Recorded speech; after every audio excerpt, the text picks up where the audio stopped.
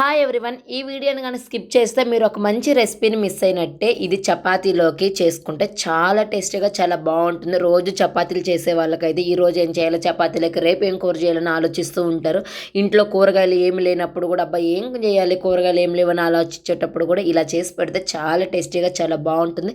అందరూ చాలా ఇష్టంగా తింటారు. ఎలా చేయాలో చూద్దామా. ముందుగా స్టవ్ పైన ప్యాన్ పెట్టేసి 1 టేబుల్ స్పూన్ ఆయిల్ వేసి హీట్ అయిన తర్వాత 1 టీ స్పూన్ జీలకర్ర వేసి బాగా ఫ్రై చేయండి. తర్వాత 2 పచ్చిమిర్చి రౌండ్గా కట్ చేసి సన్నగా అవి వేసి ఫ్రై చేయండి.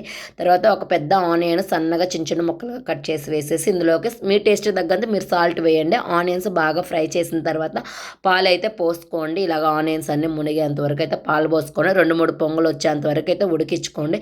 ఇలాగ కూర దగ్గరికి పడుతుంది. అప్పుడైతే మటుకు కొత్తిమీర వేసుకోండి కొంచెము. ఇంకా సర్వ్ చేసుకోండి. చాలా టేస్టీగా ఉంటుంది. ఫైనల్గా సాల్ట్ టేస్ట్ చూసుకోండి సరిపడిందో లేదా అని చెప్పేసి. చపాతీలోకి అయితే చాలా అంటే చాలా బాగుంటుందండి. పాలు విడిగా తాగని వాళ్ళకైతే ఇలా చేసి పెట్టండి, చాలా బాగుంటుంది. పిల్లలు అందరూ చాలా ఇష్టంగా తింటారు. ఒకసారి ట్రై చేసి ఎలా వచ్చిందో కింద కామెంట్ సెక్షన్లో కామెంట్ చేయండి.